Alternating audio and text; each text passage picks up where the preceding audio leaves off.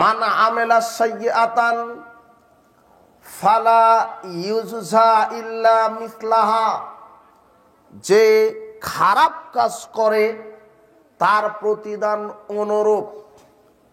ওয়ামান আমেলা সালিহাম মিন যাকারিন আও উনসা ওয়া হুয়া মুমিনুন, ঈমান নিয়ে নারী হোক পুরুষ হোক যদি আমল সৎ করে, যদি সৎ আমল করে, যদি কোনো নারী অথবা পুরুষ ঈমান নিয়ে যদি সৎ আমল সৎ কর্ম করে, ফাউলাইকা ইয়াদখুলুনাল জান্নাহ ইরযাকুনা ফিহা বিগাইরি হিসাব, তাহলে এই মুমিন সৎকর্মশীল বান্দার জন্য আল্লাহ এমন জান্নাত রেডি করেছেন যেখানে অগণিত বেহিসাব রুজি আছে। জান্নাত মানুষের আরামায়েশ ভোগবিলাসের জায়গা, জান্নাত রুজি রুটির জায়গা। জান্নাতে যারা যাবে তারা নেয়ামতপূর্ণ জায়গায় স্থান পাবে। জান্নাত একটি নিয়ামতপূর্ণ আবাসস্থল, সুখময় সুকর আবাসস্থল, যেখানে ক্লান্তির পরে মানুষ শান্তি খুঁজে পায়, কষ্টের পরে মানুষ সুখ খুঁজে পায়, যেখানে মানুষ কঠোর পরিশ্রমের পরে সফলতা দেখতে পায়, তার নাম হচ্ছে জান্নাত। জান্নাত এমন একটা জিনিস যেখানে অনেক অসংখ্য বেহিসাব রুজি রয়েছে। আপনাকে ওই জান্নাতে আল্লাহ দিবেন যদি আপনার ঈমান আমল ঠিক থাকে। আল্লাহ সুবহানাহু ওয়া তাআলা বলছেন, নারী হোক পুরুষ হোক যদি ঈমান নিয়ে সৎকর্ম করে আমি তাকে এমন জান্নাতে প্রবেশ করাবো যেই জান্নাতে বেহিসাব রুজির ব্যবস্থা আছে। বেহিসাব রুজি বুঝেন কি? বেহিসাব রুজি, বেহিসাব খাদ্য, বেহিসাব চাহিদা পূরণের মাধ্যম। জান্নাত এমন একটা জিনিস যেখানে বেহিসাব রুজি রুটি আল্লাহ ব্যবস্থা করেছেন। আমার মতো 20 জন সদস্য যদি আপনার বাসাতে যায়, ময়মনসিংহের মধ্যে যার সবচাইতে ধনী মানুষ, এই ময়মনসিংহ বিভাগের সবচাইতে যে ধনী মানুষ, তার বাড়িতে যদি আপনার মতো মেহমান 20 জন একসাথে যায়, আর 20 জন মেহমান গিয়ে যদি 20 রকমের চাহিদা আকাঙ্ক্ষা পেশ করে, তো ওকে যদি ওই সময়তে সারা পৃথিবীর ধনী ব্যক্তি বানিয়ে দেওয়া হয়, তাও ওই সময়ে 20 জনের চাহিদা একবারে পূরণ করতে পারবে না।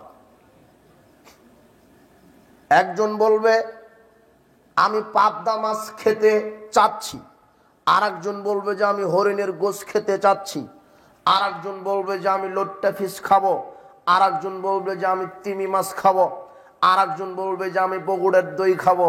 এবার নগদ একই সময়ে 20 জন ব্যক্তি 20 রকমের চাহিদা পেশ করলো। যার কাছে পেশ করলো ওকে যদি ওই সময় পৃথিবীর ধনী ব্যক্তি বানিয়ে দেওয়া হয়, ও ওই সময় 20 জনের চাহিদা পূরণ করতে পারবে না।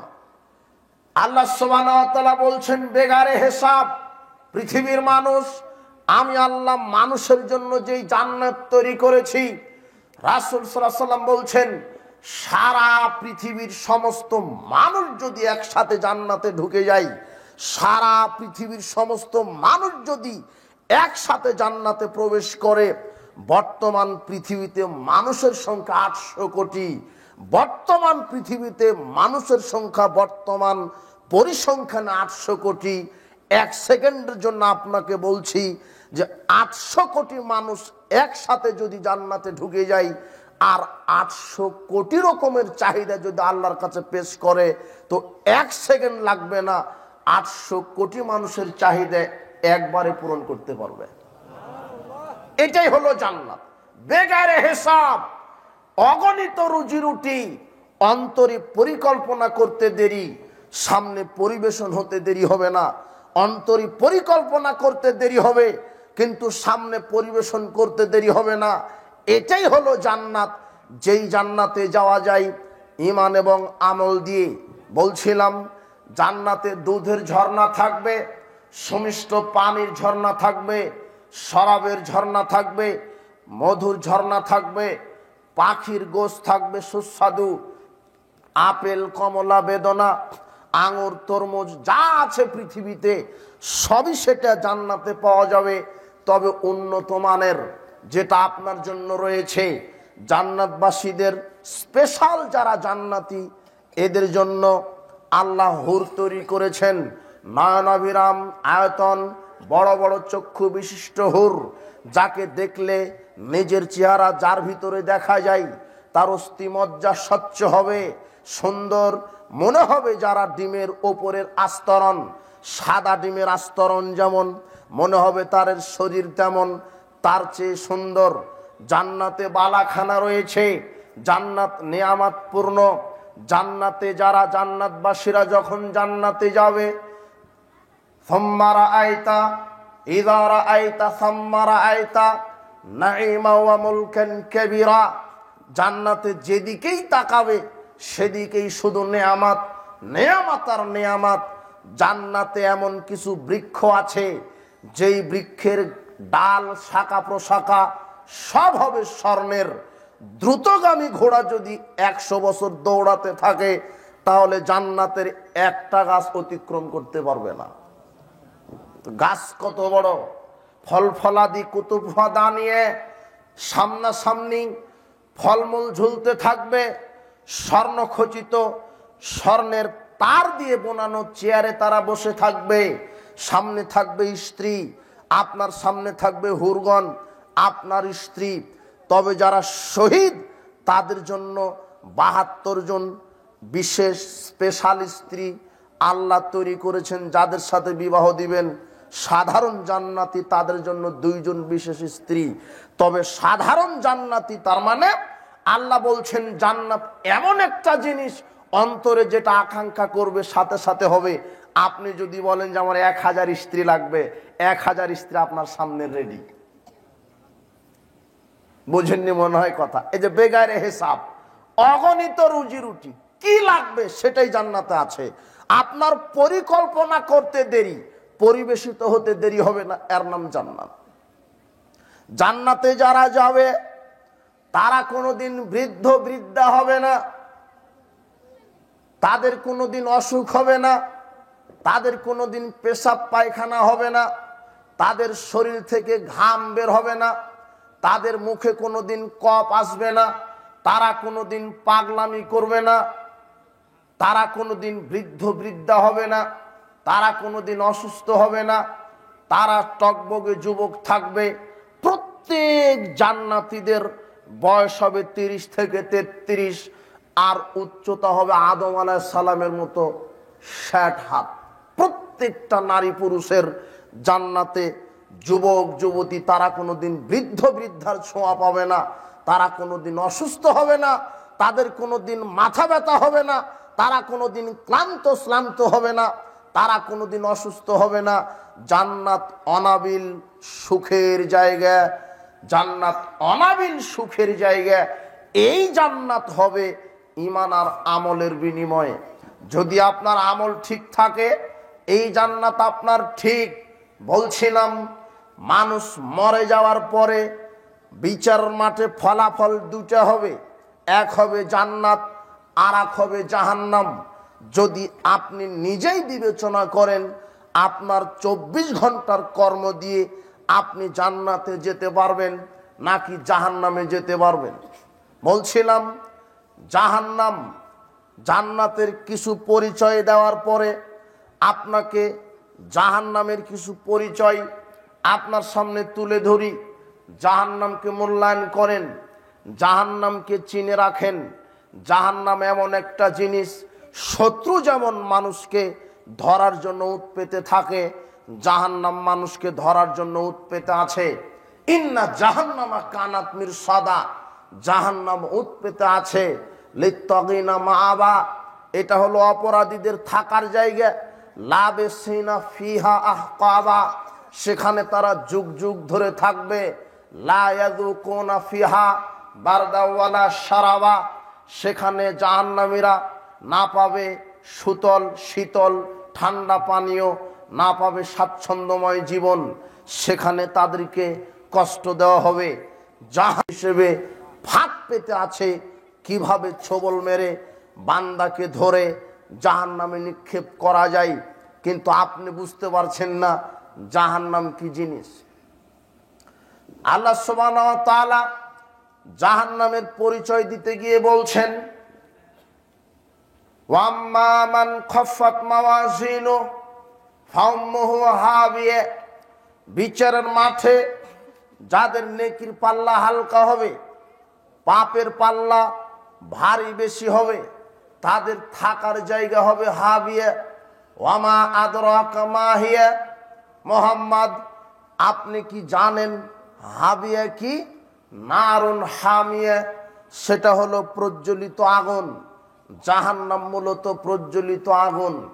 আল্লাহ সুবহানাহু ওয়া তাআলা বলছেন, ওয়াইলুল লিকুল্লি হুমাযাতিল লুমাযা, যারা সামনাসামনি মানুষকে অশ্লীল ভাষায় গালি দেয়, যারা মানুষের সাথে ঝগড়া করে আর পিছনে পিছনে মানুষের গীবাত করে, সমালোচনা করে, অপবাদ রটায়, নিন্দা করে, যারা সামনাসামনি মানুষকে গালি দেয়, ঝগড়া করে, অশ্লীল ভাষা প্রয়োগ করে, আর যারা পিছনে ওই মানুষের গীবাত করে, সমালোচনা করে, বদনাম করে, গীবাত করে, নিন্দা করে, আল্লাযী জামআ মালাও ওয়া আদ্দাদা, যারা তাদের ধন সম্পদকে জমা করে আর বারবার গণনা করে, ইয়াহসাবু আন্না মালাহু আখলাদা, যারা ধারণা করে আমার এই সম্পদ যুগ যুগ ধরে থাকবে।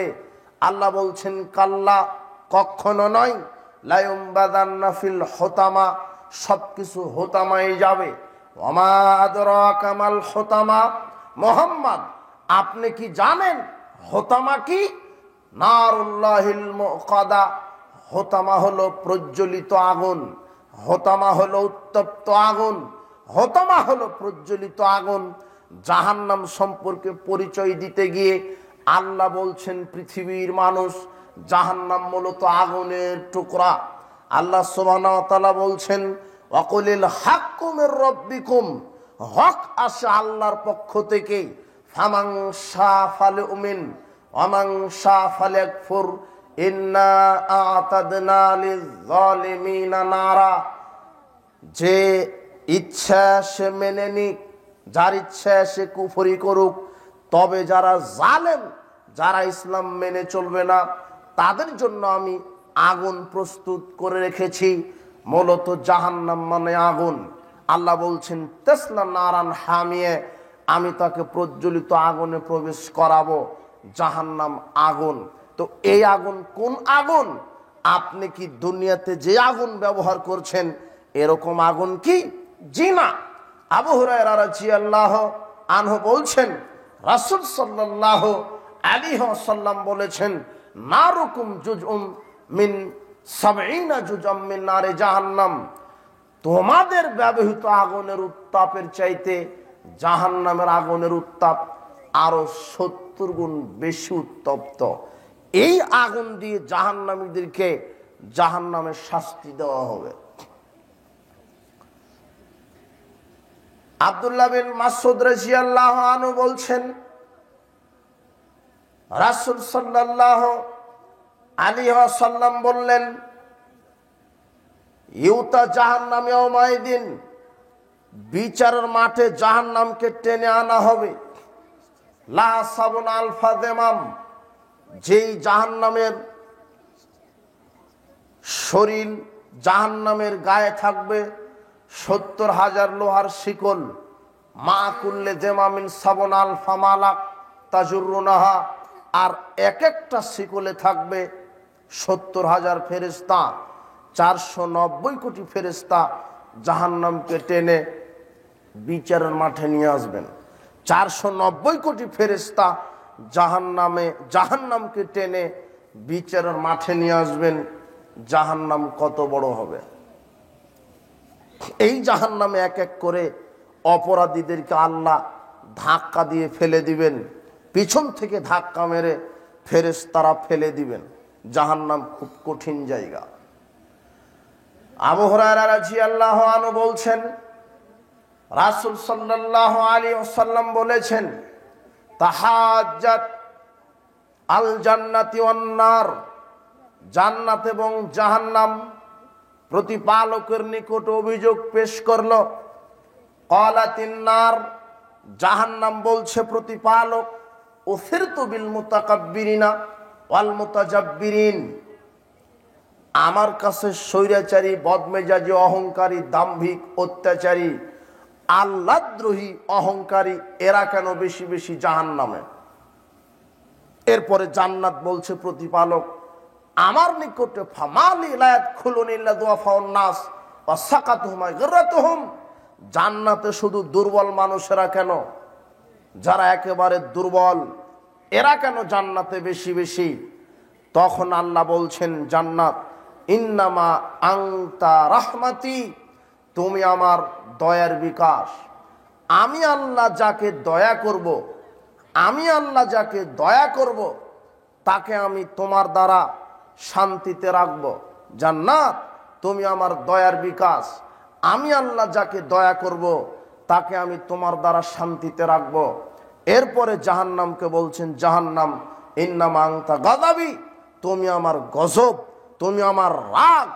আমি আল্লাহ যার উপরে রাগ করে থাকব, আমার লক্ষ কোটি বান্দা আছে পৃথিবীতে, আমি যার উপরে রাগ করে থাকব তোমার দ্বারা শাস্তি দিব।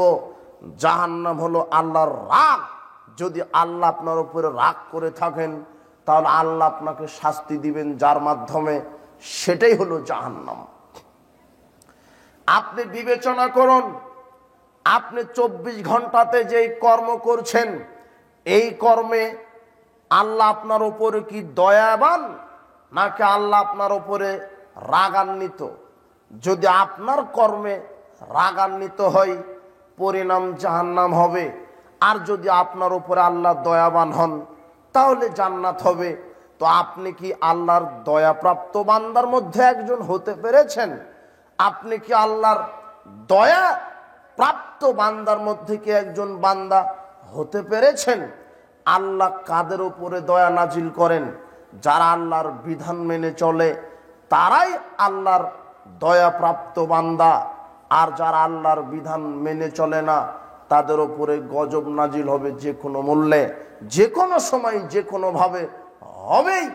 এ কথা মুহাম্মদ সাল্লাল্লাহু আলাইহি সাল্লাম বলছেন যে জাহান্নামকে আল্লাহ বলছেন, জাহান্নাম, আমি যে অপরাধীদেরকে তোমার ভিতরে ফেলে দিচ্ছি, তুমি তো আমার রাগ, আমি আল্লাহ যার উপরে রাগ করব তাকে আমি জাহান্নাম দিয়ে শাস্তি দিব, তাই তো আমি তোমাকে সৃষ্টি করেছি, তুমি আমার রাগের বিকাশ, তুমি আমার রাগের বিকাশ।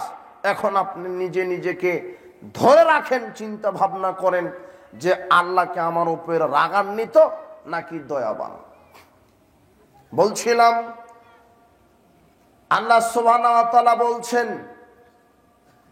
ইন্নাহু মাইয়াতি রাব্বাহু মুজরিমান ফাইন্না লাহু জাহান্নাম, যারা আল্লাহর নিকট অপরাধী সেজে যাবে আল্লাহ তাদেরকে জাহান্নামে নিক্ষেপ করবেন। যারা পাপ নিয়ে উপস্থিত হবে আল্লাহ তাদেরকে জাহান্নামে দিবেন। লা ইয়ামুতু ফিহা ওয়ালা ইয়াহইয়া, সেখানে গিয়ে সে মরবেও না, বাঁচবেও না। জীবন মৃত্যুর সাথে একটা লড়াই হবে, শুধু শাস্তি হবে। জাহান্নাম শুধু শাস্তিরই জায়গা, সেখানে এক সেকেন্ডের জন্য অবকাশ দেওয়া যাবে না যে তুমি একটু শান্তিতে থাকো। কুল্লামা খাবাত জিদনাহুম সাঈর, আল্লাহ বলছেন যখনই জাহান্নামের আগুন নিস্তেজ হবে তখনই আবার আগুনকে উত্তপ্ত করে আগুনের উত্তাপ বাড়িয়ে দেওয়া হবে। সেখানে কোনো অবকাশ থাকবে না, শুধু শাস্তি আর শাস্তি। নোমান বিন বাশির রাদিয়াল্লাহু আনহু বলছেন, রাসূল সাল্লাল্লাহু আলাইহি সাল্লাম বললেন, ইন্না আহওয়ানা আহলান নারি আযাবান, সবচাইতে সহজ যাকে শাস্তি দেওয়া হবে, সবচাইতে কম যাকে শাস্তি দেওয়া হবে, মাল্লাহু নালানে অশিরাকানে মিন নারে, তাকে আগুনের তৈরি, আগুনের ফিতা যুক্ত দুটি জুতা পরিয়ে দেওয়া হবে। আগুনের ফিতা হবে, জুতার ফিতা হবে আগুনের। ইয়াগলি মিনহুমা দিমাগুহু কামা ইয়াগলিল মিরজাল, যেমন এই আগুনের ফিতাযুক্ত জুতা পরানোর কারণেই তার মাথার মগজ গলতে থাকবে, যেমন তামার পাত্র আগুনে দিলে গলতে থাকে। অথচ সে মনে করবে যে আমাকে কম শাস্তি দেওয়া হচ্ছে, আমাকেই বেশি শাস্তি দেওয়া হচ্ছে, অথচ সে সবচেয়ে কম শাস্তিপ্রাপ্ত ব্যক্তি। এটাই যদি কম শাস্তি হয়, তাহলে যাকে বেশি শাস্তি দেওয়া হবে তার অবস্থা বিচারের মাঠে কি হবে? রাসূল সাল্লাল্লাহু আলাইহি ওয়াসাল্লাম বলছেন, মিনহুম মান তাখুযুন নারুলা কাবাইহি ওয়া রুকবাতাইহি ওয়া হুজ্জাতি ওয়া তারকুয়াতিহি। পাপ অনুযায়ী মানুষ জাহান্নামের আগুনে থাকবে। যার পাপ একটু কম হবে তার আগুন হবে পায়ের টাকনু পর্যন্ত, যার পাপ আর একটু বেশি হবে আগুন হবে হাঁটু পর্যন্ত, যার পাপ আর একটু বেশি হবে তার আগুন হবে কোমর পর্যন্ত, যার পাপ আর একটু বেশি হবে তার আগুন হবে কাঁধ পর্যন্ত। এভাবে তিনি বলছেন কানের লতি পর্যন্ত। সে আগুনে হাবুডুবু খাবে, আগুনের ভিতরে সাঁতার কাটবে। আপনাকে আমি কি দিয়ে বুঝাই যে জাহান্নাম কত কঠিন? ওখানে পড়ার সাথে সাথে তার চামড়া পুড়ে গলে যাবে। কুল্লামা নাদিজাত জুলুদুহুম বাদদালনাহুম জুলুদান গায়রাহা। চামড়া পুড়ে গলে যাবে, আবার নতুন চামড়া পরিয়ে দিবেন। যেই চামড়া পরার সাথে সাথে ওই চামড়া পুড়ে শাস্তির তীব্রতা বোঝা যায়। চামড়া পুড়ে গলে যাবে, আবার নতুন চামড়া পুড়িয়ে দিবেন। অথচ যেই চামড়া 1 সেকেন্ডে 10 বার 20 বার পুড়ে যাচ্ছে, আবার চামড়া আল্লাহ তৈরি করে পরিয়ে দিচ্ছেন, গায়ে চামড়া দিয়ে দিচ্ছেন। অথচ এই চামড়া হবে 42 হাত মোটা। শুধু জাহান্নামীদের শরীরের চামড়া হবে 42 হাত মোটা। ইল্লা গিলজা জিলদিল কাফের ফিন্নারে ইসনান আরবাউনা জিরান। জাহান্নামীদের জাহান্নামে শরীরের চামড়া হবে 42 হাত মোটা। ওয়ান্না জিরসা মিসলু উহুদ। আর একটা জাহান্নামের দাঁত হবে উহুদ পাহাড়ের সমান। ওয়ান্না মাজলিসু মিন জাহান্নাম মা বাইনা মাক্কাত আল মাদিনা। জাহান্নামেরা যে আসনে বসবে সেই আসনের পরিধি হবে 450 কিলোমিটার। এক একটা জাহান্নামের শারীরিক আকৃতি কত ভয়াবহ হবে! মা বাইনা মানকিবাল কাফির ফিন্নারে মাসিরাতা সালাসাতি আইয়ামি লিরাকিবিল মুসরি। জাহান্নামের এক কাঁধ থেকে আরেক কাঁধের দূরত্ব হবে। একটা দ্রুতগামী ঘোড়া 3 দিন 3 রাত দৌড়ালে যত দূর যায়, একটা জাহান্নামের কাঁধের দূরত্ব হবে অত লম্বা। আপনাকে আমি কি দিয়ে বুঝাই যে জাহান্নামকে আল্লাহ কিভাবে জাহান্নামীদেরকে শাস্তি দিবেন? জাহান্নামে যেই ফেরেশতারা শাস্তি দেওয়ার জন্য আছেন, তারা এমন রূঢ় স্বভাবের কর্কশ মেজাজি, যারা জাহান্নামীদের কোনো কান্নাকাটি আর্তনাদ শুনবে না। আলাইহা মালাইকাতুন গিলাদুন শিদাদুন লা ইয়াসুনাল্লাহা মা আমারাহুম। আল্লাহ বলছেন, আমি জাহান্নামীদেরকে শাস্তি দেওয়ার জন্য যত ফেরেশতা জাহান্নামে রেডি করেছি, তারা এমন রূঢ় কর্কশ স্বভাবের হবে, তারা জাহান্নামীদেরকে কোনো অবকাশ দিবে না, তাদের প্রতি দয়াবান হবে না। আমি আল্লাহ যা নির্দেশ করব তারা তাই পালন করবে নির্দেশ। এমন রূঢ় কর্কশ স্বভাবের ফেরেশতারা জাহান্নামে দায়িত্ব পালন করবে জাহান্নামীদেরকে শাস্তি দেওয়ার জন্য। জাহান্নাম বড় কঠিন। জাহান্নাম গ্রীবা বাহির করবে, গলা বাহির করবে। জাহান্নাম কথা বলতে পারবে। জাহান্নাম একটা প্রাণীর মতো বিশাল। জাহান্নামকে টেনে আনবে বিচার মাঠে 490 কোটি ফেরেশতা। অথচ এক একটা ফেরেশতার ক্ষমতা পৃথিবীর গতিকে থামিয়ে দিতে পারে, যেটা আল্লাহ দিয়েছেন। এত শক্তিশালী ফেরেশতাগণ, 490 কোটি ফেরেশতা লাগবে শুধু জাহান্নামকে টেনে আনতে। সেই জাহান্নাম কত বড়! সেখানে আগুন আর আগুন, লেলিহান অগ্নিশিখা। জাহান্নামেরা বলবে একটু বাতাস হলে ভালো হতো। বাতাসটা যা আসবে সেটা হবে গরম হাওয়া।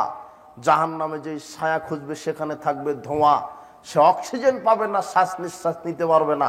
ওর প্রতি মুহূর্তটাই কষ্টকর। জাহান্নামীদের প্রতি মুহূর্তটাই কষ্টকর। জাহান্নামীদেরকে 1 সেকেন্ড অবকাশ দেওয়া হবে না যে একটু শান্তি উপভোগ করো, এরকম অবকাশ হবে না। বলছিলাম জাহান্নামীদের শাস্তি। জাহান্নামীদেরকে জাহান্নামে যেই খাদ্য খাওয়ানো হবে সেটা হবে জাক্কুম বৃক্ষ।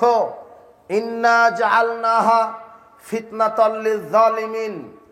পাপীদের খাবার হবে তামুল আসিম, এই জাক্কুম বৃক্ষ হবে পাপীদের খাবার, যেটা জাহান্নামের তলদেশ থেকে বাইর হবে।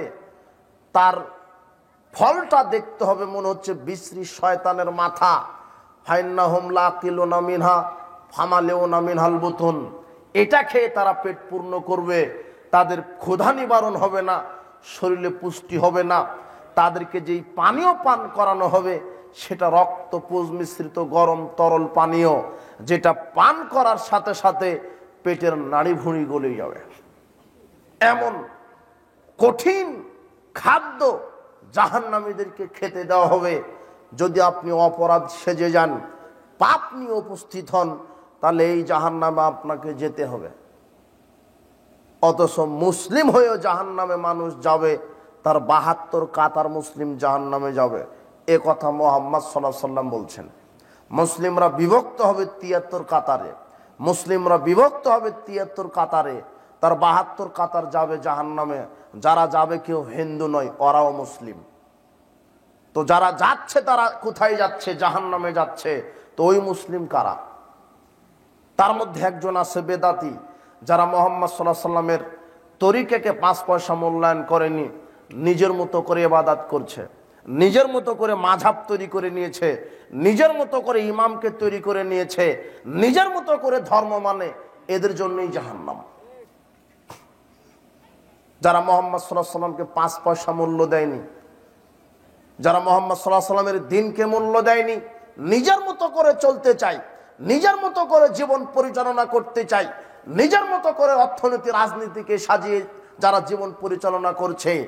অথচ মুহাম্মদ সাল্লাল্লাহু আলাইহি ওয়াসাল্লাম এমন একটা ব্যক্তি, প্রত্যেকটা জীবনের প্রত্যেকটা ক্ষেত্রের আদর্শ তার ভিতরে আছে। রাজনীতি করতে হয় কিভাবে? মুহাম্মদ সাল্লাল্লাহু আলাইহি ওয়াসাল্লামের নিকট থেকে শিখে রাজনীতি করা লাগবে। অর্থনীতি চালাতে হয় কিভাবে? তার নিকট থেকে শিখে অর্থনীতি করা লাগবে। সমাজনীতি কিভাবে করতে হয়? তার নিকট থেকে শিখে সমাজনীতি করতে হবে। শিক্ষানীতি কিভাবে চালাতে হয়? তার নিকট থেকে শিখে শিক্ষানীতি সাজাতে হবে। নিজের গতিতে যারাই চলবে, হুজিবাতিন নারবিশ শাহওয়াত, জাহান্নাম ঘেরায় আছে নিজের গতি দ্বারা। নিজের গতি দ্বারা জাহান্নাম ঘেরা আছে। নিজের গতি মানে আমার মন চাচ্ছে যে না, আল্লাহর বিধান মানবো না আমি, এটা আমার মনে চাচ্ছে। আমার মনে চাচ্ছে যে না, ফজর আজান হয়ে গেছে, আমি সালাত আদায় করব না, এটা নিজের গতি। নিজের গতি মানে সুন্দর মেয়েকে নিয়ে উপভোগ করব, মার্কেটে যাব, বাজারে যাব, আমি রেল লাইনে যাব, মহিলাকে নিয়ে ঘুরবো। নিজের গতি মানে গান বাজনা শ্রবণ করব। নিজের গতি মানে আমি হারাম খাবো। নিজের গতি মানে আমি মানুষকে হত্যা করব। নিজের গতি মানে আমি আল্লাহর বিধান মানবো না, ওগুলি ভালো লাগে না। ইসলাম পুরাতন জিনিস, এখন আমি আধুনিক যুগে বসবাস করছি, ইসলাম মেনে চলা যাবে না।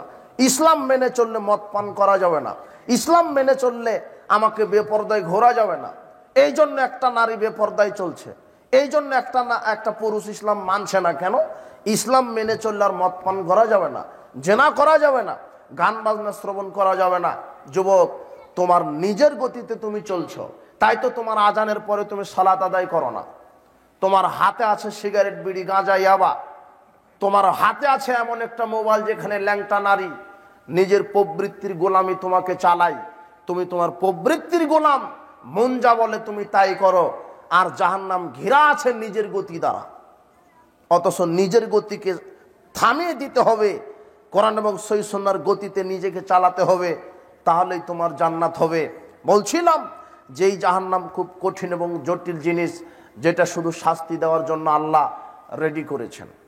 যেখানে যাবে মানুষ, অধিকাংশ মানুষই জাহান্নামে যাবে তার পাপের কারণে। যারা ঈমান নেই, যাদের ঈমান নেই তারা তো জাহান্নামে যাবে, কিন্তু ঈমান থাকার পরেও কিছু পাপের অপরাধের কারণে বহু মুসলিম জাহান্নামে চলে যাবে।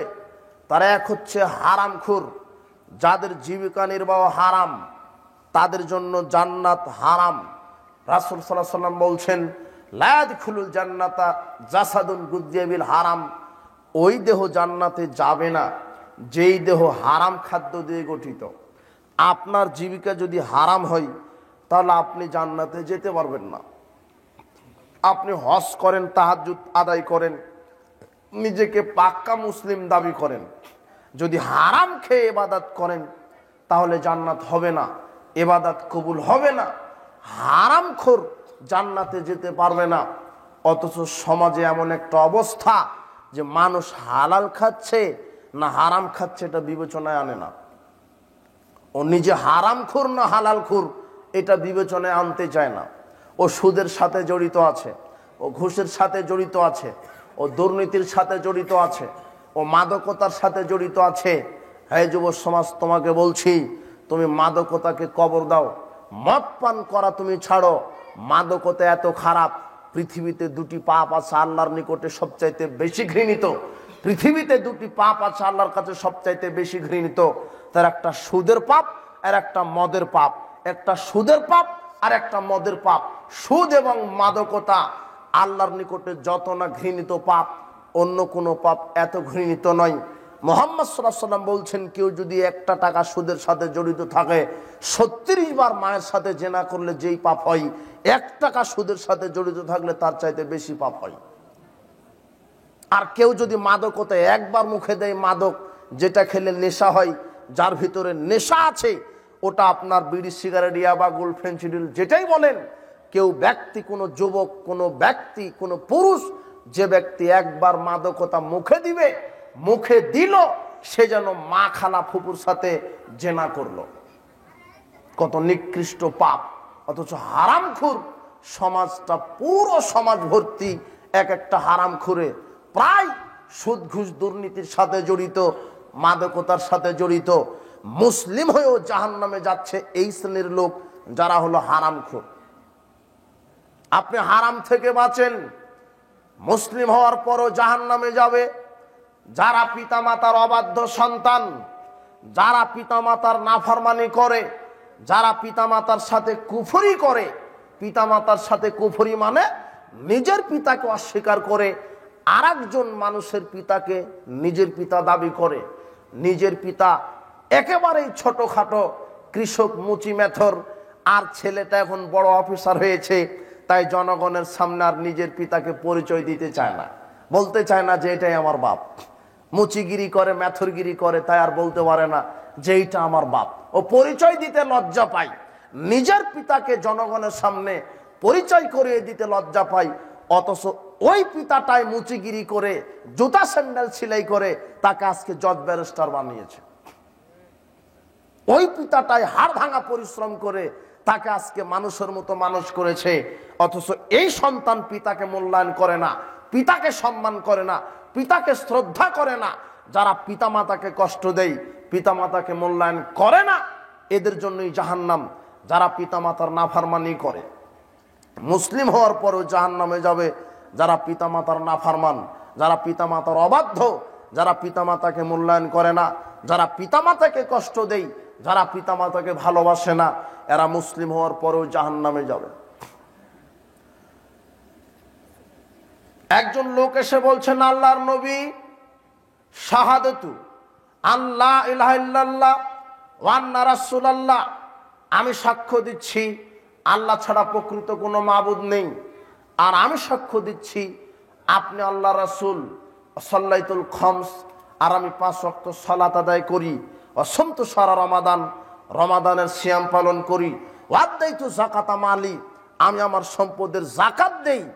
রাসূল সাল্লাল্লাহু আলাইহি ওয়াসাল্লাম বলছেন, মা মাতা আলা যালিক মা কানা মান নাবিয়্যিন ওয়াস সিদ্দিকিন ওয়াস শুহাদা ইয়াউমাল কিয়ামা ফিল জান্নাহ, যে ব্যক্তি এই আমলের উপরে মারা যাবে সে বিচার মাঠে নবীদের সাথে, শহীদদের সাথে, সিদ্দিকদের সাথে জান্নাতে থাকবে। তবে রাসূলুল্লাহ বলছেন, মা লাম ইয়াকা ওয়ালিদাইহি, তবে যেই সন্তান পিতামাতাকে কষ্ট দেয় সেই সন্তান হজ যাকাত তাহাজ্জুদ পড়লেও জান্নাতে থাকার সুযোগ নেই। বিষয়টি খুব কঠিন। হজ যাকাত দিয়ে জান্নাত হবে না পিতামাতাকে কষ্ট দিলে। হ্যাঁ যুবক, তোমাকে বলছি, তুমি পিতামাতাকে মূল্যায়ন করো, পিতামাতাকে সম্মান করো, পিতামাতাকে তুমি মূল্যায়ন করো, পিতামাতার খেদমত করো। পিতামাতা অসুস্থ, তোমাকে মূল্যায়ন করতে হবে। পিতামাতা ক্ষুধার্ত, তোমাকে খেতে দিতে হবে। পিতামাতার গায়ে পোশাক নেই, তোমাকে পোশাক কিনে দিতে হবে, কেন এক সময়তে তোমাকে তারা পরিচর্যা প্রতিপালন করেছে। পিতামাতার জন্য দোয়া করতে হবে, রব্বির হামহুমা কামা রব্বায়ানি সগীরা, রব্বির হামহুমা কামা রব্বায়ানি সগীরা। হে প্রতিপালক, আমার পিতামাতাকে তুমি তোমার রহমতের কোলে লালন পালন করো, যেমন তারা আমাকে ছোটবেলায় প্রতিপালন করেছে, ওইভাবে তুমি তোমার স্নেহের কোলে তাদেরকে লালন পালন করো। তার মানে তুমি তাদেরকে ক্ষমা করো। আদর্শ সন্তান, নেক সন্তান পিতামাতার জন্য দোয়া করবে। আদর্শ সন্তান, নেক সন্তান পিতামাতার জন্য দোয়া করবে। বিচারের মাঠে পিতামাতার মর্যাদা আল্লাহ বৃদ্ধি করবেন। তখন এক শ্রেণীর পিতামাতা বলবে, আনালি হাজি, এত এত এত নেকির কাজ তো আমরা করিনি, এত মর্যাদা বৃদ্ধি করলেন মানে? তখন আল্লাহ বলবেন, ওই যে তোমার সৎ সন্তানেরা দুনিয়াতে খুব বেশি তোমাদের জন্য দোয়া করেছে, ইস্তেগফার পাঠ করেছে, তাই তো আমি আল্লাহ জান্নাতে তোমাদের মর্যাদা বৃদ্ধি করে দিয়েছি। আপনার সৎ সন্তানের দোয়ার বরকতে জান্নাতে আপনার মর্যাদা বৃদ্ধি হবে। এই ছেলে, তুমি সৎ সন্তান, তুমি সৎ ছেলে হও, তোমার পিতামাতাকে তুমি খিদমত করো, পিতামাতার জন্য দোয়া করো, পিতামাতার জন্য বেশি বেশি দান সদকা করো। পিতামাতার অবাধ্য সন্তান জান্নাতে যেতে পারবে না মুসলিম হওয়ার পরেও। 3 নম্বর পাপ আছে। প্রথম পাপ হারাম খাওয়া, দ্বিতীয় পাপ পিতামাতার অবাধ্যতা দেখানো, তৃতীয় পাপ আত্মীয়তার সাথে সম্পর্ক ছিন্ন করা। ভাইয়ের সাথে ভাই যদি সম্পর্ক ছিন্ন করে, তাহলে যে সম্পর্ক ছিন্ন করলো সে হজ যাকাত দিয়ে আর জান্নাতে যেতে পারবে না। আর আত্মীয়তার সম্পর্ক ছিন্নকারীর কোনো ইবাদত আল্লাহ কবুল করেন না। ভাইয়ের সাথে দ্বন্দ্ব আছে জমি জায়গা নিয়ে, সকালে ভাইয়ের সাথে ঐক্যবদ্ধ হতে হবে। বোনের সাথে জমি জায়গা নিয়ে দ্বন্দ্ব, বোনের সাথে ঐক্য হতে হবে। পিতামাতার সাথে দ্বন্দ্ব জমি জায়গা নিয়ে, পিতামাতার সাথে ঐক্য হতে হবে। আত্মীয়র সাথে যারা সম্পর্ক ছিন্নকারী, লা ইয়াদখুলুল জান্নাতা কাতিউন, যারা আত্মীয়তার সাথে সম্পর্ক ছিন্নকারী এরা জান্নাতে যেতে পারবে না। যারা আত্মীয়তার সাথে সম্পর্ক ছিন্নকারী এরা জান্নাতে যেতে পারবে না। ভাই ভাইয়ের সাথে সম্পর্ক ছিন্নকারী, এই ভাই জান্নাতে যেতে পারবে না। সন্তান পিতামাতার সাথে সম্পর্ক ছিন্নকারী, এই সন্তান পিতামাতার সাথে সম্পর্ক ছিন্ন করার কারণে জান্নাতে যেতে পারবে না। ভাই তার বোনের সাথে সম্পর্ক ছিন্ন করেছে, এই ভাই জান্নাতে যেতে পারবে না। কেন? ও আত্মীয়তার সাথে সম্পর্ক ছিন্ন করেছে। মুসলিম হয়েও জাহান্নামে যাবে যারা আত্মীয়তার সাথে সম্পর্ক ছিন্ন করে। তা আপনি দেখেন, আপনি আপনার ভাইয়ের সাথে জমি জায়গা নিয়ে দ্বন্দ্ব, আপনি ছোট ভাই আর একজন বড় ভাই, দোষ বড় ভাই করেছে, দোষটা বড় ভাইয়েরই, তারপর আপনি ছোট ভাই, আপনি তার কাছে গিয়ে তার পা ধরে বলেন, তার হাত ধরে বলেন যে ভাই যা হয়েছে হয়েছে, ক্ষমা করো, আমি তোমাকে ক্ষমা করলাম, আসো দুই ভাই একসাথে থাকি। অথচ দোষটা আপনার বড় ভাইয়েরই, আপনিই ছোট হিসাবে বড় ভাই আপনার কাছে যে ক্ষমা নেবে, এটা কেমন হয়? অথচ বড় ভাই দোষ করেছে কথা ঠিক, তুমি যে ছোট, বড় ভাই শ্রদ্ধার পাত্র, বাপ সমতুল্য, বড় ভাই সম্মানের পাত্র, তাই ছোট ভাইকে আগে বড় ভাইয়ের কাছে যেতে হবে, সালাম দিয়ে বলতে হবে ভাই যা হবার হয়েছে একসাথে থাকি। তাহলে এখন তোমরা মারা যাওয়ার সাথে সাথে আল্লাহ জান্নাতে প্রবেশ করাবেন।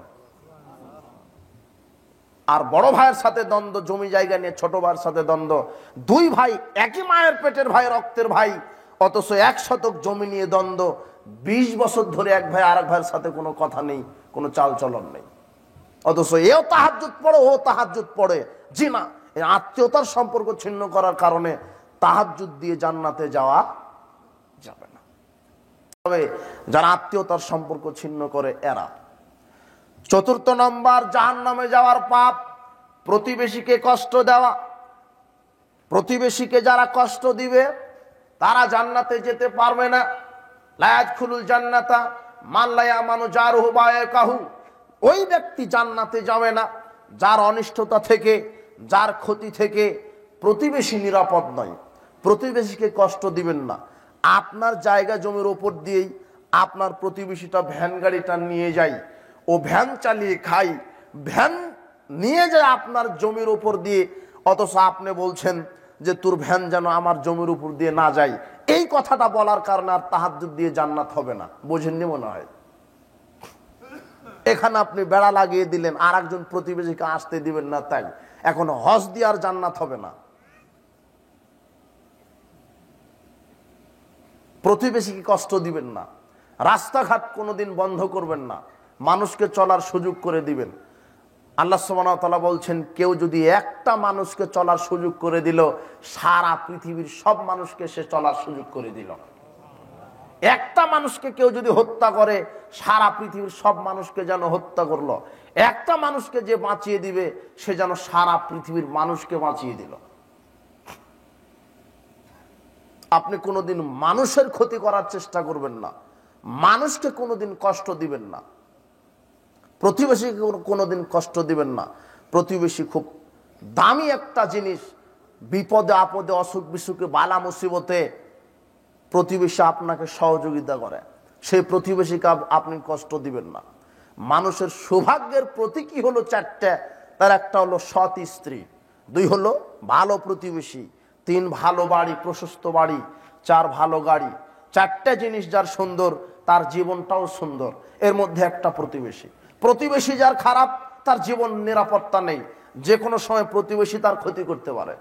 তো আপনি সেই প্রতিবেশীর সাথে ভালো আচরণ করেন। প্রতিবেশীকে যারা কষ্ট দিবে, তারা জান্নাতে যেতে পারবে না। প্রতিবেশীকে যারা কষ্ট দেয়, তারা জান্নাতে যেতে পারবে না। প্রতিবেশীকে যারা কষ্ট দেয়, প্রতিবেশীকে গালি দেয়, প্রতিবেশীর গীবাত করে, প্রতিবেশীর বদনাম করে, প্রতিবেশীর জায়গা জমি আত্মসাৎ করে, এরা জান্নাতে যেতে পারবে না। তাহলে এরা কোথায় যাবে? জাহান্নাম। আর সেই জাহান্নামের ভয়াবহতা খুবই কঠিন, খুবই মারাত্মক। বলছিলাম, মুসলিম হওয়ার পরেও জাহান্নামে যাবে যারা দান করার পরে খোঁটা দেয়। যারা দান করার পরে খোঁটা দেয়, তুলনা দেয়, যে আমি তোমাকে এই জিনিসটা দিয়েছিলাম, তাই তো তোমার এটা হয়েছে। আমি যদি তোমাকে টাকা না দিতাম, তোমার ছেলে মেয়ের চিকিৎসা হতো না। আমি যদি তোমাকে টাকা না দিতাম, তাহলে তুমি এই বাড়িটা করতে পারতে না। আমি যদি তোমাকে টাকা ধার না দিতাম, তাহলে বিদেশ যেতে পারতে না। আমি তোমাকে টাকা না দিলে ভ্যানটা কিনতে পারতে না। আমি কালকেই তোমাকে 10,000 টাকা দিলাম, আর আজকেই তুমি আমার কাজ জব দিলে, আমার কাজকে তুমি নিষেধ করে দিলে, আমার উপকার করলে না। এই যে দেখেন, কিছু দিয়ে আপনি তুলনা দিচ্ছেন। আমি যদি এই মাদ্রাসায় 50 লক্ষ টাকা না দিতাম, মাদ্রাসা হতো না। আমি যদি এই মসজিদে 1 লক্ষ টাকা দান না করতাম, তাহলে মসজিদ হতো না। এই যে দেখেন, এই যে দান করার পরে আপনি তুলনা দিচ্ছেন, খোঁটা দিচ্ছেন, যে দান করার পরে অথবা মানুষের উপকার করার পরে ওটা খোঁটা দেয়, তুলনা দেয়, এর জন্য জান্নাত হবে না। আপনি কোনোদিন খোঁটা দিতে যাবেন না, তুলনা দিতে যাবেন না। উপকারী উপকার করে যে তুলনা দেয়, খোঁটা দেয়, তার উপরে জান্নাত নেই, সে জান্নাতে যেতে পারবে না। বলছিলাম, মুসলিম হয়ে জাহান্নামে যাবে যারা খোঁটা দানকারী। মুসলিম হয়ে জাহান্নামে যাবে যারা অহংকারী। লা ইয়াদখুলুল জান্নাতা ফি কলবিহি মিসকাল হাববাতিন মিন খারদালিন মিন কিবর। ওই ব্যক্তি জান্নাতে যাবে না যার অন্তরে অহংকার আছে অনুপরিমাণ। যদি আপনার ভিতরে অহংকার থাকে, অহংকার মানে যে মানুষকে তুচ্ছ মনে করে, মানুষকে মানুষ মনে করে না, মানুষকে সম্মান দেয় না, মানুষকে হিসাব করে কথা বলে না, অথচ সে মানুষ। আপনাকে আজকে এই বৈঠকে বলে গেলাম, সে মুসিমাতর হোক, তার সাথে সম্মান দিয়ে কথা বলবেন। আপনার ডিগ্রি আছে তো কি হয়েছে, মুসি হোক মেতর হোক, আগে সালাম দেওয়ার চেষ্টা করবেন। আমি মনে হয় কথা বোঝাতে পারছি না। ও মুচি, ও জুতা সেলাই করছে, আর আপনি ব্যারিস্টার। আপনি প্রতিযোগিতা করবেন মুচিকে আমি আগে সালাম দেব, বুঝেননি কথা? আর কিসের আগে সালাম দেওয়া? ও ভাব নিয়ে থাকে যে ওর চাইতে আমার 1 ক্লাস ডিগ্রি বড়, আমি ওকে সালাম দিব কেন, ও আগে আমাকে সালাম দিবে, বুঝেননি কথা? একটু ভাব নিয়ে থাকে যে দেখি সালাম দেয় কিনা। তো সালাম দিল না, আর একজনকে বলছো আমাকে সালাম দিল না। তা তুমি কে, তোমাকে সালাম দেওয়া লাগবে? তুমি আগে দাও, তো তুমি তো দিলে না। ও আরেকজন, আর ও আবার বলছে তুমি কে, তোমাকে সালাম দেওয়া লাগবে। মানে এই দুজনারই এক গতি অহংকার পূর্ণ। জি না, সালাম দিলে ভালোবাসা মহব্বত বাড়ে। আগে সালাম দেওয়ার চেষ্টা করবেন। ও বাচ্চা হোক আর আপনি বড় মানুষ হোক, বাচ্চাকে সালাম দিবেন। রাসূল সাল্লাল্লাহু আলাইহি সাল্লাম বাচ্চাদেরকেও সালাম দিতেন। তবে ইসলামী শিষ্টাচার হলো কম বয়সী মানুষ বেশি বয়সী লোককে সালাম দিবে, কম সংখ্যক লোক বেশি লোককে সালাম দিবে, দ্রুতগামী চলা লোক বসা মানুষকে সালাম দিবে, ধীরগতি সম্পন্ন লোককে সালাম দিবে। এটা ইসলামী শিষ্টাচার। তবে মুহাম্মদ সাল্লাল্লাহু আলাইহি সাল্লাম বলছেন, ওই ব্যক্তি উত্তম যে আগে সালাম দেয়, ওই ব্যক্তি উত্তম যে আগে সালাম দেয়। আর সবচাইতে কৃপণ যে সালাম দিতে কৃপণতা করে, সবচাইতে কৃপণ যে সালাম দিতে কৃপণতা করে। এই জন্য আপনি আগে মানুষকে সালাম দিবেন, এটা প্রতিযোগিতা করবেন যে আমি আগে সালাম দিব। অহংকার যেন না থাকে।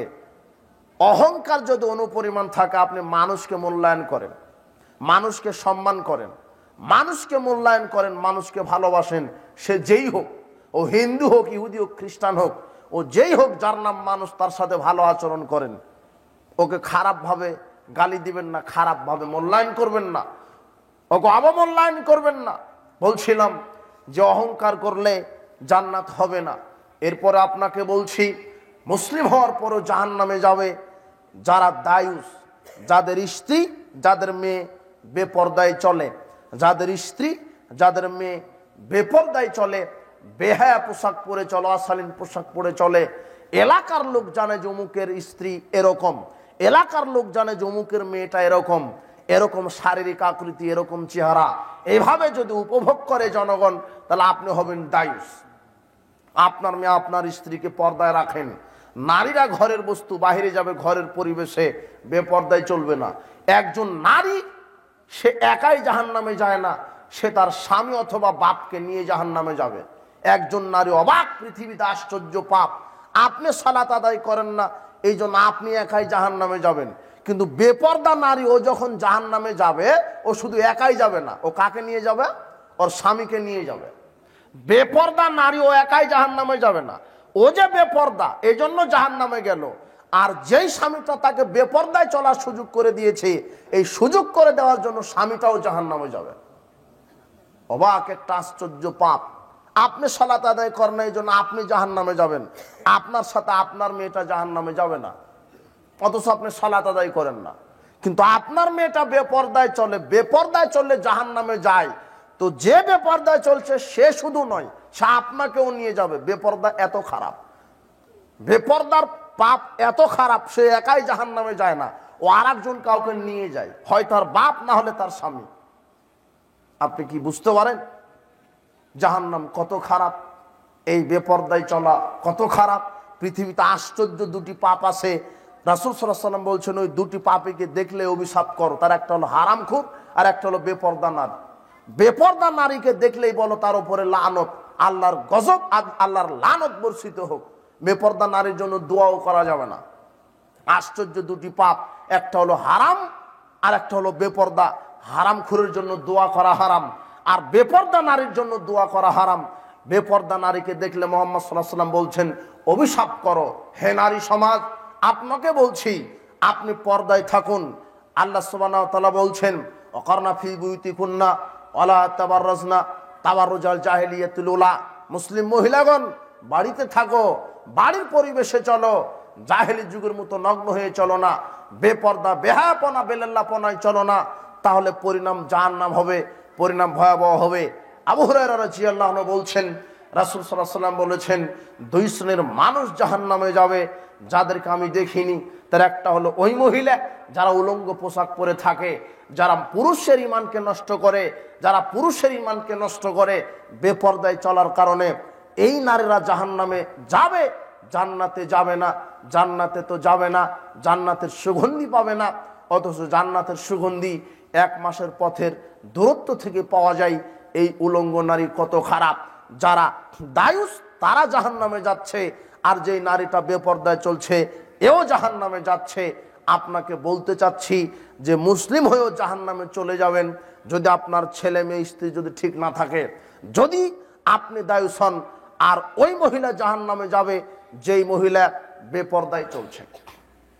বলছিলাম, মুসলিম হওয়ার পরও জাহান্নামে যাবে যেই মহিলাটি স্বামীর শুকরিয়া আদায় করে না, স্বামীর অবাধ্যতা দেখায়।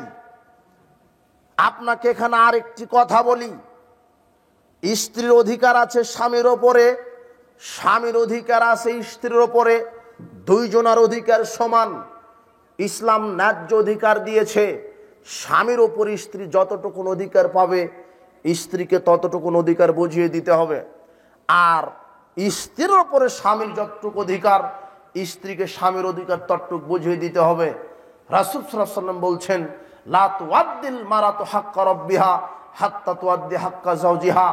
ওই নারী ততক্ষণ আল্লাহর হক আদায় করতে পারে না যতক্ষণ না স্বামীর হক আদায় না করে। দুই শ্রেণীর পাপী আছে যাদের ফরজ নফল ইবাদত কবুল হয় না। দুই শ্রেণীর পাপী আছে যাদের ফরজ নফল ইবাদত কবুল হয় না। তার এক, ওই নারীর ইবাদত কবুল হবে না যেই নারী স্বামীর অবাধ্যতা দেখায়। ওই নারীর সালাত সিয়াম কবুল হবে না যেই নারী স্বামীর অবাধ্যতা দেখায়। দুই, ওই কর্মচারী, ওই গোলাম যে তার মনিবকে না বলে পালিয়ে গেছে।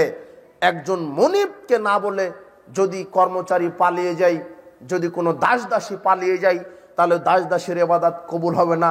এর মধ্যে একটা পাপ আছে, ওই স্বামীর অবাধ্য স্ত্রী, তার ফরজ নফল ইবাদত কবুল হবে না। ওই স্ত্রী ততক্ষণ আল্লাহর হক আদায় করবে না যতক্ষণ না স্বামীর হক আদায় না করে।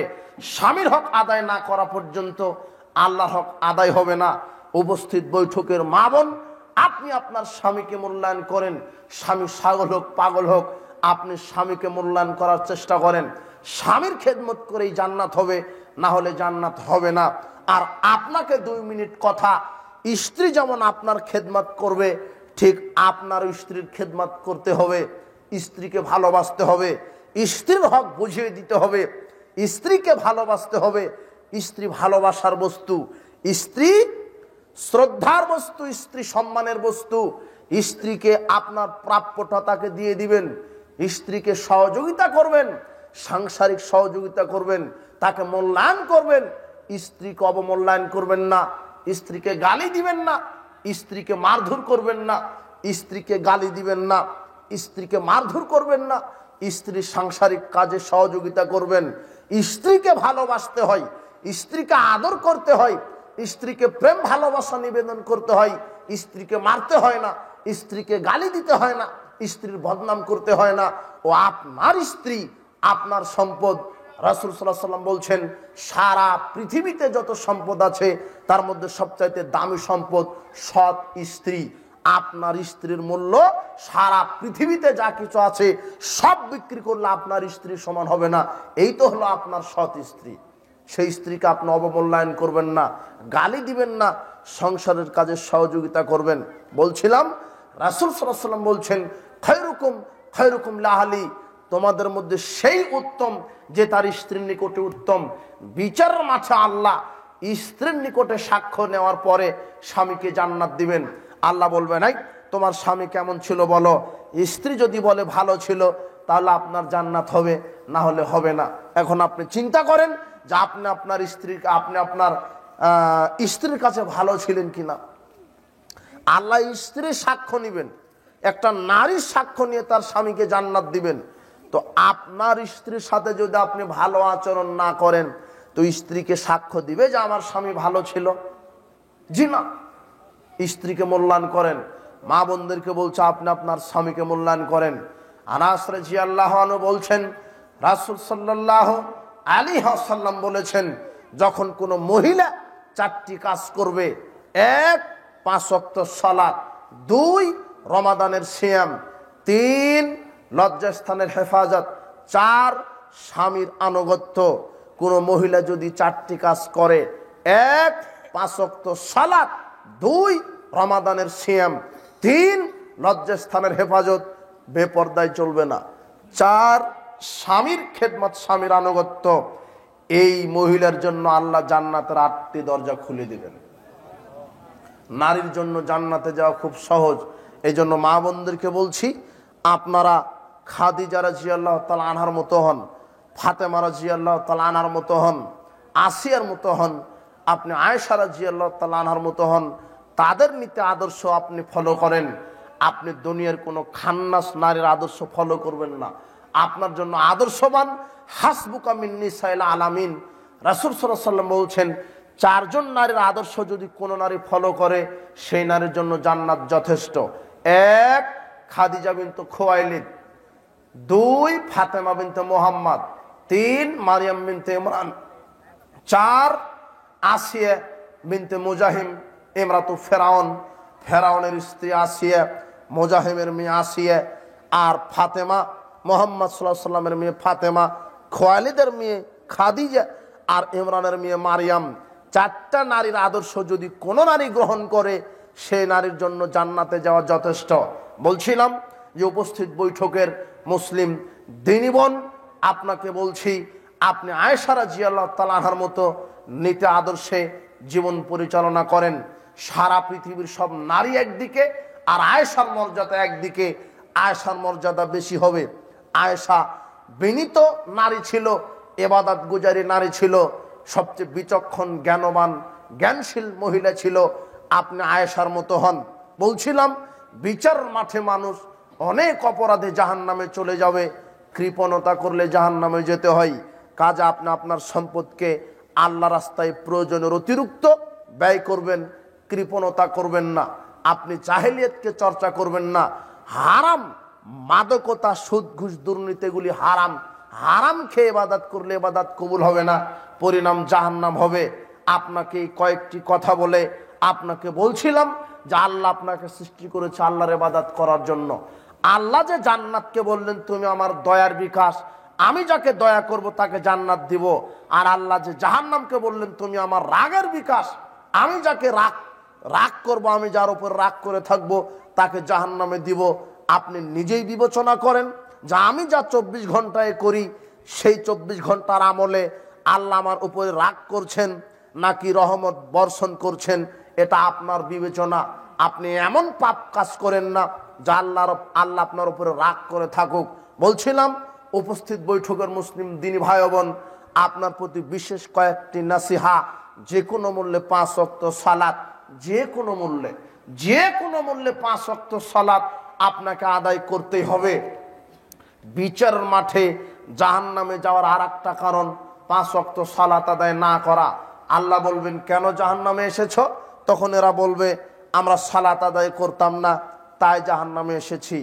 অত্র আয়াতের প্রমাণস্বরূপ সামনে রেখে আপনাকে বলছি যে কোনো মূল্যে 5 ওয়াক্ত সালাত। 5 ওয়াক্ত সালাত আপনার কোনো ওজোর দেখে না। 5 ওয়াক্ত সালাতের সাথে আপনি কোনোদিন আপোষকামিতা করবেন না। 5 ওয়াক্ত সালাতের সাথে আপনি কোনোদিন নিজেকে অবকাশ দিবেন না। 5 ওয়াক্ত সালাতের সাথে কোনো আপোষ নেই। দৈনিক 5 ওয়াক্ত সালাত আদায় করতে হবে ওয়াক্ত মতো। 5 ওয়াক্ত সালাতের সাথে কোনো আপোষ নেই। আপনার প্রতি বিশেষ নাসিহা, যে কোনো মূল্যে 5 ওয়াক্ত সালাত, এ কোনো ওজোর আপত্তি দেখে না। অজু করবেন, পানি নেই, তাহলে তায়াম্মুম করেন। তায়াম্মুম করবেন, মাটি নেই, বিনা অজু বিনা তায়াম্মুমের সালাত। অজু করবেন, পানি নেই, মাটি দিয়ে তায়াম্মুম করেন। মাটি দিয়ে তায়াম্মুম করবেন, মাটিও নেই, বিনা অজু বিনা তায়াম্মুমের সালাত। আপনাকে দাঁড়িয়ে সালাত আদায় করতে হয়। অসুস্থ, দাঁড়িয়ে পারেন না বসে করেন, বসে পারেন না শুয়ে শুয়ে করেন। শোনেন, আপনার দাদি আপনার দাদা অতি বৃদ্ধ অতি বৃদ্ধা সবসময়তে পেশাব পায়খানা পড়তে থাকে বয়স ভার হওয়ার কারণে।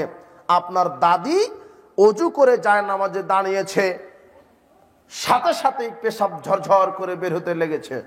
আপনার দাদি বলতে পারবে না যে আমি পেশাব আটকে রাখতে পারি না তাই সালাত আদায় করতে পারি না। জি না, আপনার দাদি পেশাবও করতে থাকবে, সালাতও আদায় করতে থাকবে। আপনার দাদির সালাত আল্লাহ পূর্ণ কবুল করে নেবেন। তাও সালাত ওজুর দেখছে না। আপনার দাদা পায়খানাও করবে এদিকে, সালাতও আদায় করবে এদিকে, কোনো সমস্যা নেই। সালাত ওজুর দেখছে না। আপনি কিছুই জানেন না, সূরা ফাতিহা জানা নাই, সূরা ফাতিহা লাগবে না। সূরা ফাতিহা জানার চেষ্টা করেন আর রুকুকারীদের সাথে রুকু করেন।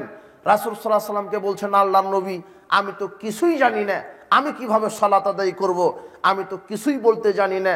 তখন রাসূল সাল্লাল্লাহু বলছেন সুবহানাল্লাহ, আলহামদুলিল্লাহ, লা ইলাহা ইল্লাল্লাহ, আল্লাহু আকবার, এইভাবেই সালাত আদায় করো। তাকবীরে তাহরিমা দিয়ে সুবহানাল্লাহ বলো, আলহামদুলিল্লাহ বলো, রুকুতে গিয়ে সুবহানাল্লাহ বলো, সেজদায় গিয়ে সুবহানাল্লাহ আলহামদুলিল্লাহ বলো। এভাবেই সালাত আদায় করো, আল্লাহ তোমার পুরো সালাত কবুল করে নেবেন। তারপরও সালাত আদায় করতে হবে। সালাতের সাথে কোনো আপোষ চলবে না। মা বোন যে কোনো মূল্যে সালাত, মা বোনদেরকে বলছি যে আপনি সালাত আদায় করেন, তবে যে দু রাকাত পড়ছেন, 2 ওয়াক্ত পড়ছেন, তা ওয়াক্তকে আপনি প্রাধান্য দিচ্ছেন না। জোহরেরটা আসরের সাথে আদায় করেন, মাগরিবটা এশার সাথে আদায় করেন। আপনার এত ব্যস্ত সাংসারিক কাজে, ঘর ঝাড়ু দেওয়া, ভাত রান্না করা, তরকারি রান্না করা, স্বামীর কাপড় খাঁচা, ছেলে মেয়েদেরকে গোসল করানো, এই করতে করতে আপনি আসর ওয়াক্ত গিয়ে জোহরটা পড়ছেন, জোহর আসরা একসাথে পড়ছেন, জি না, আপনার জন্য জান্নাত হবে না। আপনি ওয়াক্তকে প্রাধান্য দেন, ওয়াক্ত হয়ে যাবে, কাপড় খাঁচা বন্ধ, ভাত রান্না বন্ধ, ঘর ঝাড়ু দেওয়া বন্ধ, আগে সালাত, তারপরে আবার ঘর ঝাড়ু দেওয়া শুরু করেন, আবার ভাত রান্না করেন, ওয়াক্ত আজান হয়ে যাবে, অজু করে সালাত আদায় করেন। সাংসারিক কাজ সালাতের পরে কাজ করে আবার গোসল দেন, কিন্তু ওয়াক্ত হলেই আপনাকে সালাত আদায় করতে হবে। মা বোনেরা সালাত আদায় করে কিন্তু ওয়াক্তকে প্রাধান্য দেয় না, অথচ ওয়াক্তকে প্রাধান্য না দেওয়ার কারণে এরা হবে উদাসীন, এরা হবে সালাত থেকে অমনোযোগী। আর অমনোযোগীদের জন্য ওয়াইল নামক জাহান্নাম। বলছিলাম উপস্থিত বৈঠকের মুসলিম দিনী ভাই বোন, আপনাকে যে কোনো মূল্যে 5 ওয়াক্ত সালাত আদায় করতে হবে, যে কোনো মূল্যে 5 ওয়াক্ত সালাত আদায় করতে হবে। যার 5 ওয়াক্ত সালাত আছে তার সব আমল আল্লাহ কবুল করবেন, যার সালাত নেই তার কোন আমলের নেকি কবুল হবে না। এই জন্য মুসলিম হিসেবে নিজেকে পরিচয় দিতে চাইলে 5 ওয়াক্ত সালাত, এটা প্রথম উপদেশ। দ্বিতীয় উপদেশ, যে কোনো মূল্যে হালাল খাবেন, হারাম খাবেন না। হালাল খাবেন, হারাম জীবিকা নির্বাহ করলে ইবাদত কবুল হবে না, জান্নাতে যাওয়া যাবে না। যে কোনো মূল্যে হালাল। তৃতীয় উপদেশ, যে কোনো মূল্যে কোরআন মাজিদ তেলাওয়াত করতে হবে, সকাল সন্ধ্যায়, বিশেষ করে রাতে শোয়ার সময়তে যে কোনো মূল্যে কোরআন তেলাওয়াত করবেন, যে কোনো মূল্যে। কোরআন এমন একটা ক্ষমতা রাখে, আল্লাহ বলছেন বিচার মাঠে কয়েকটা জিনিস সুপারিশ করবে। তার একটা হলো হাতের আঙুল। হাতের আঙুলে যদি আপনার সুবহানাল্লাহ, আলহামদুলিল্লাহ, তাসবিহ পাঠ করা থাকে, তাহলে বিচার মাঠে আঙুল আপনার পক্ষে সাক্ষ্য দিয়ে আঙুল আপনাকে জান্নাতে নিয়ে চলে যাবে। দ্বিতীয়ত সাক্ষ্য দিবে আপনার পক্ষে হাজরা আসওয়াদ। যারা হজ করতে গিয়ে হাজরা আসওয়াদ কালো পাথরকে চুমা দিয়েছেন, রাসূল সাল্লাল্লাহু আলাইহি সাল্লাম বলছেন বিচার মাঠে হাজরা আসওয়াদের 2টা চোখ থাকবে, একটা মুখ, জিহ্বা দিবেন, চোখ দিয়ে দেখবেন, মুখ দিয়ে কথা বলবেন, আল্লাহকে বলবেন আল্লাহ এই লোকটার পাপ আমি শোষণ করেছি, এই লোকটা আমাকে চুমা দিয়েছে, আমি সাক্ষ্য, কাজেই ক্ষমা করো। আল্লাহ বলবেন ঠিক আছে হাজরা আসওয়াদ, তোমার সাক্ষী আমি গ্রহণ করে লোকটাকে জান্নাত দিয়ে দিলাম।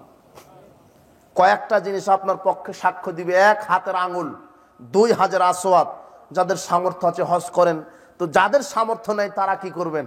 তাদেরকে মুহাম্মদ সাল্লাল্লাহু আলাইহি ওয়াসাল্লাম বলছেন ফরজ সালাতের পরে সুবহানাল্লাহ 10 বার বলবা, আলহামদুলিল্লাহ 10 বার বলবা, আল্লাহু আকবার 10 বার বলবা, তাহলে আল্লাহ তোমাদেরকে কবুল হজের নেকি লিখে দিবেন। তাহলে আপনি আমলগুলি করেন, আর এটাই আঙুলে গুনবেন, সুবহানাল্লাহ 10 বার, আলহামদুলিল্লাহ 10 বার, আল্লাহু আকবার 10 বার, তাহলে হজের নেকি হবে। আর একটা হচ্ছে কোরআন। কোরআন বিচার মাঠে বলবে আল্লাহ মানাতুন নাওমা বিল্লাইলে, রাতে ঘুমাতে দিইনি। কোরআন কথা বলবে বিচারের মাঠে, আল্লাহ এই লোকটাকে রাতে ঘুমাতে দিইনি, রাত জেগে আমাকে তেলাওয়াত করেছে, কাজে শাফিনি ফিহে, আমার সুপারিশ কবুল করেন। আল্লাহ বলবেন ঠিক আছে যাও, তোমার সুপারিশ কবুল করলাম, লোকটাকে আমি জান্নাত দিয়ে দিলাম। তো কোরআন পড়লে তো সুপারিশ করবে। বিশেষ করে সূরা বাকারা, সূরা আলে ইমরান পাঠ করবেন। তাহাজ্জান, আল্লাহর সাথে ঝগড়া করবে 2টি সূরা, একটা হলো বাকারা, একটা হলো আলে ইমরান। সূরা বাকারা আর সূরা আলে ইমরান বলবে আল্লাহ এই লোকটাকে জান্নাত দিতেই হবে, আল্লাহ বলবেন দিব না, জাহান্নামেই দিব। সূরা 2টি বলবে জান্নাত দিতে হবে, আল্লাহ বলবেন দিব না। এইভাবে কয়েক মুহূর্ত ঝগড়া চলবে, একদিকে আল্লাহ আর একদিকে কে? সূরা বাকারা আর সূরা আলে ইমরান। শেষ পর্যন্ত আল্লাহ বলবেন তোমাদের সাথে পারা বড় কঠিন, তোমরা তো নাছড় বান্দা, আচ্ছা ঠিক আছে যাও, তোমাদের সুপারিশ কবুল করা হলো, তর্ক আমি আর করছি না, ঝগড়া আমি করছি না, তোমাদের এই 2 সূরা তোমাদের কারণে আমি লোকটাকে আজকে জান্নাত দিয়ে দিলাম। সূরা বাকারা ইমরান পড়লে তো সুবহানাল্লাহ বলার জন্য হাদিস বলা হয়নি, সূরা বাকারা আলে ইমরান পড়বেন এই জন্য হাদিস বলা হলো। আপনি কোরআন মাজিদ পড়েন, ইন্না শাইতান ইয়ানফিরু মিনাল বাইতে আল্লাযী তুকরাউ সূরাতুল বাকারা ফিহি, সূরাতুল বাকারা ওই বাড়িতে শয়তান থাকে না যেই বাড়িতে কোরআন পড়া হয়। যেই বাড়িতে কোরআন পড়া হয় সেই বাড়িতে শয়তান থাকে না, যেই বাড়িতে কোরআন পড়া হয় না সেই বাড়িতে কে থাকে? শয়তান। রাসূল সাল্লাল্লাহু আলাইহি ওয়াসাল্লাম বলছেন, এই শোনো, আমি তোমরা মসজিদে যাও, আমি 10 পারা কোরআন শিখাবো, তোমাদেরকে শোনাবো। তখন সাহাবারা অবাক, আশ্চর্য কথা, 10 পারা কোরআন শোনাবেন? সাহাবারা সবাই চলে গেছে মসজিদে। রাসূল সাল্লাল্লাহু আলাইহি ওয়াসাল্লাম হঠাৎ এক সময় গিয়ে সূরা ইখলাস একবার পড়ে চলে আসলেন। সাহাবারা বসে আছে, কি ব্যাপার, কখন শোনাবে 10 পারা কোরআন, কখন শোনাবে?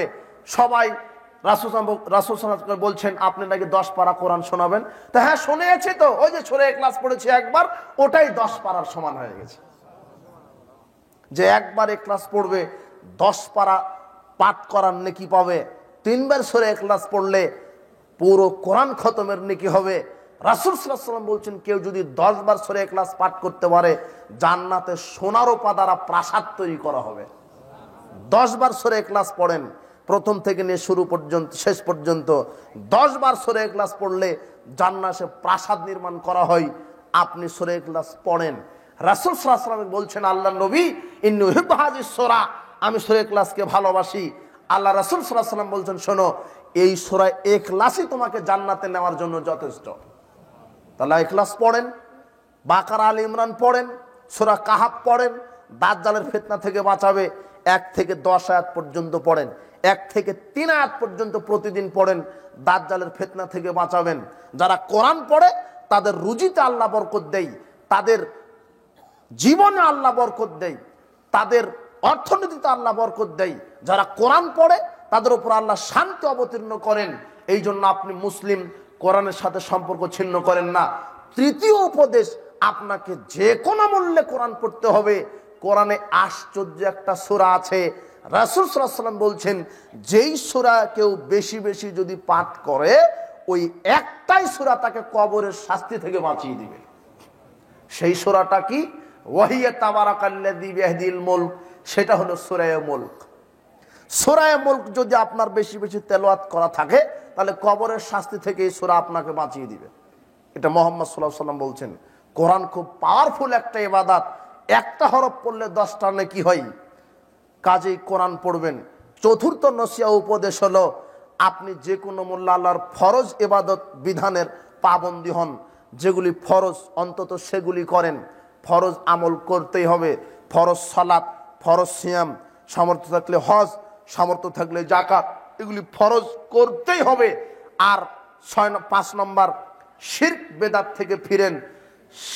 6 নম্বর, যার নাম মানুষ তার সাথে ভালো আচরণ করবেন। যার নাম মানুষ তার সাথে ভালো আচরণ করবেন। যার নাম মানুষ তার সাথে ভালো আচরণ করবেন। এই কয়েকটা আমল যদি আপনার করা থাকে, তাহলে আল্লাহ আপনাকে জাহান্নাম থেকে বাঁচিয়ে দিবেন ইনশাআল্লাহ। এই জন্য আমরা বলি, আল্লাহ তুমি আমাদের জাহান্নামের শাস্তি থেকে বাঁচিয়ে দাও। আজকের বৈঠকে মুসলিম দিনী ভাই বোন যারা এসেছেন, তাদের কবরের শাস্তি, যারা মারা গেছেন তাদের কবরের শাস্তি মাফ করো। যাদের পিতামাতা মারা গেছে তাদের কবরের শাস্তি মাফ করো। যাদের পিতামাতা অসুস্থ তাদেরকে আরোগ্যতা দান করো।